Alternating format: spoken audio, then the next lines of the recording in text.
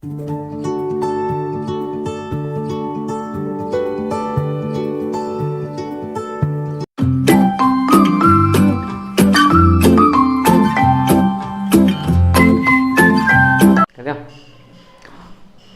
Morning guys, आप लोगों का स्वागत मेरे चैनल पे। आज जो हमारा टॉपिक है एनपीओ का लेक्चर 3 है और आज हम देखेंगे सब्सक्रिप्शन के बारे में।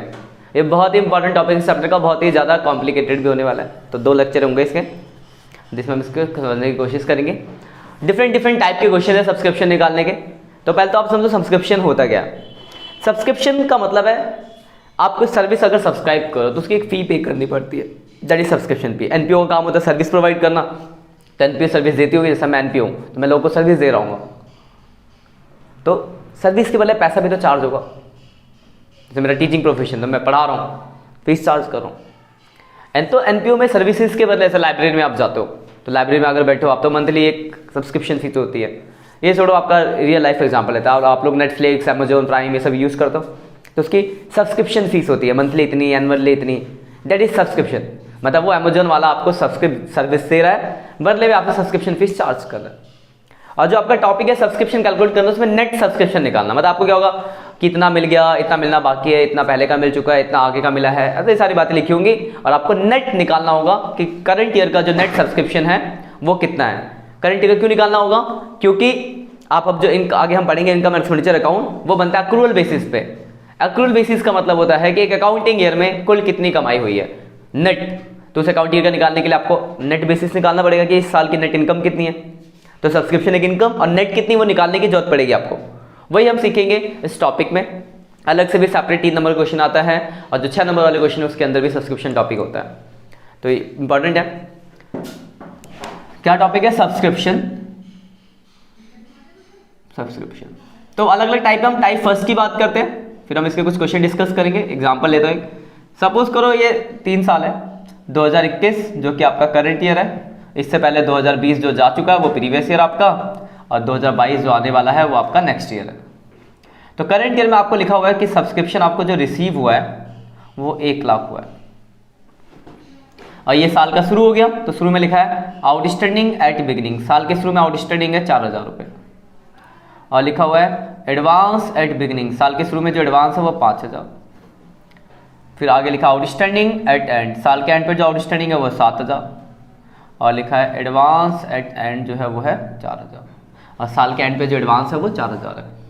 देखो अगर आपको याद हो, आपने 11th क्लास में फाइनल अकाउंट पढ़ा था, और हम एडजस्टमेंट जो करते थे साल के एंड की करते थे, और एंड पे क्या होता था? आउटस्टैंडिंग एट एंड प्लस होता था, मतलब साल के एंड पे था आउटस्टैंडिंग प्लस होता, एडवांस माइनस होता था।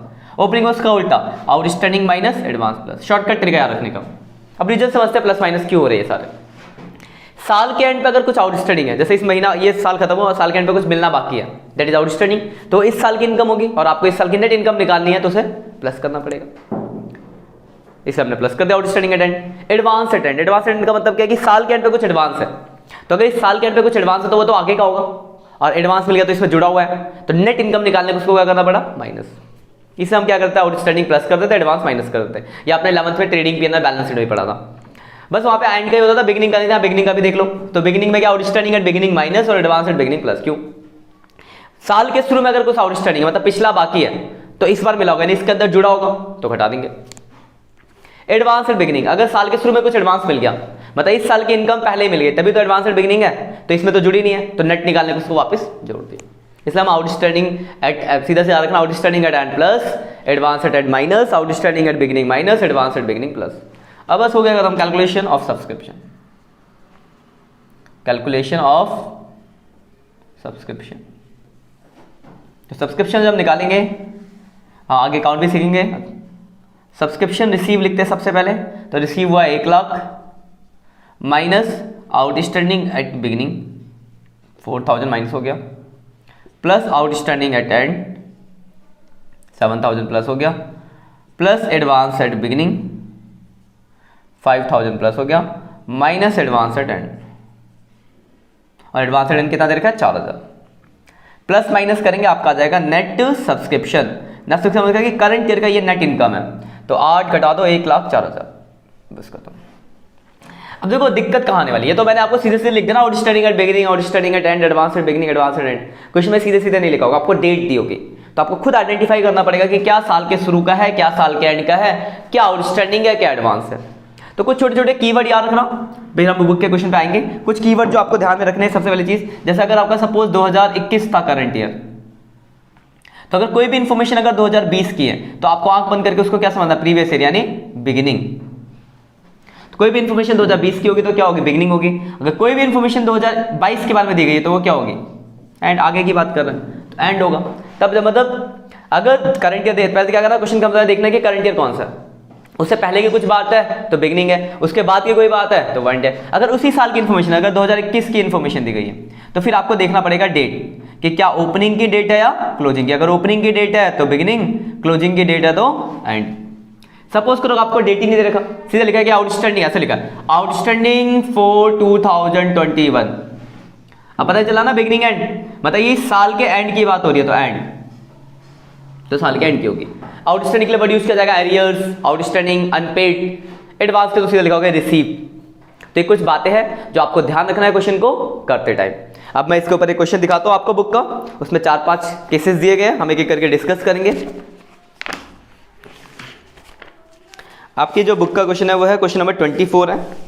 आपको इस टाइप के सिर्फ 2 ही क्वेश्चन है, 24 और एक 19, हाँ एक ये भी है 21। ये 3 क्वेश्चन है जो आपको इस टॉपिक पे हो जाएंगे।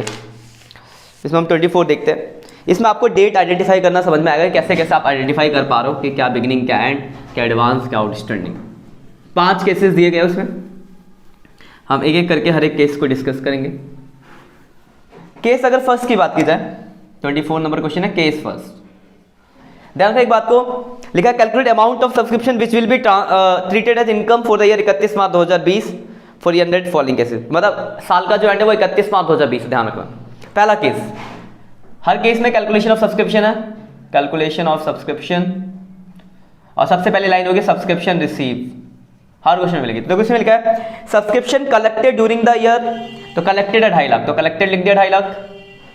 ध्यान समझ लिखा है सब्सक्रिप्शन इज एरियर, एरियर मतलब आउटस्टैंडिंग हो गया, for the year ended 31 March 2020। देखो डेट से पहले 31 मार्च 2020 यानी साल के एंड की बात की जा रही है, मतलब ये क्या आउटस्टैंडिंग एट एंड, तो प्लस हो जाएगा आउटस्टैंडिंग एट एंड। कितना दे रखा है 6000। फिर लिखा है subscriptions receive in advance for 31 मार्च 2021। देखो आप 20 का बना रहे हो, आपको रिसीव हुआ है और 21 का रिसीव हो गया, तो आगे का रिसीव हो गया, इसका मतलब ये क्या है एडवांस एट एंड। और ये कितना दे रखा आपको 5000। पहले क्वेश्चन में इतनी इंफॉर्मेशन दी, प्लस माइनस किया, आपका आ गया नेट सब्सक्रिप्शन 2,51,000। बस खत्म। केस 2 की बात करते हैं, कैलकुलेशन ऑफ सब्सक्रिप्शन। ये मैं इसलिए करा रहा हूं कि आपको डेट समझ आए, फिर इस क्वेश्चन को आप खुद से करके देखना, कोई दिक्कत पहले में। दूसरा देखो सब्सक्रिप्शन रिसीव, हर क्वेश्चन में पहला पॉइंट होगा लिखा है subscription collected during the year 49,000, तो सब्सक्रिप्शन कलेक्टेड लिख दिया आपने।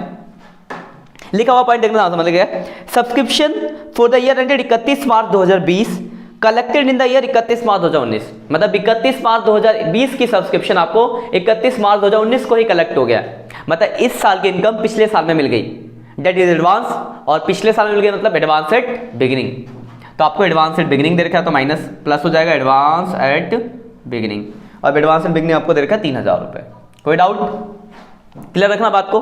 अगला है subscription unpaid for the year 31 March 2020, unpaid मतलब आउटस्टैंडिंग, और ईयर 31 मार्च 2020 यानी साल के एंड की बात हो रही है, यानी आपको दे रखा आउटस्टैंडिंग एट एंड। ध्यान रखिए, इस लेक्चर में कोई भी पॉइंट आपको समझ ना हो तो मुझसे पूछ लेना पहले, क्लियर, क्योंकि आपको आइडेंटिफाई करना बहुत जरूरी आना चाहिए कि कौन सा बिगिनिंग है, कौन सा एंड है, क्या आउटस्टैंडिंग, क्या एडवांस। तो ये हो गया 54,000 नेट सब्सक्रिप्शन। केस थर्ड देखते हैं,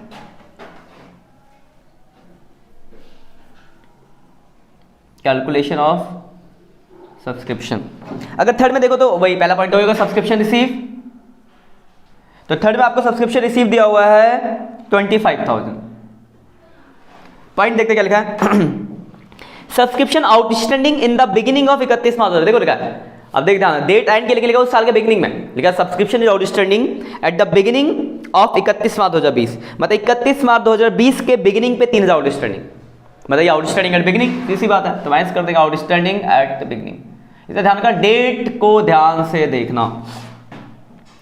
उसके बाद लिखा है subscription not gate collected for 31 मार्च, मिला ही नहीं है इस साल का, तो आउटस्टैंडिंग एट एंड है, लिखा not gate collected for 31 March 2020 यानी आउटस्टैंडिंग एट एंड 5000। तो ये आपका आ गया नेट सब्सक्रिप्शन 25, 26, 27। केस 4 देखते हैं, कैलकुलेशन ऑफ सब्सक्रिप्शन। तो देखो आपको सब्सक्रिप्शन जो रिसीव हुआ केस 4 में वो रिसीव हुआ है 80,000 रुपए, तो 80,000 लिख दिया। लिखा हुआ है subscription outstanding in the beginning of 31 March 2020।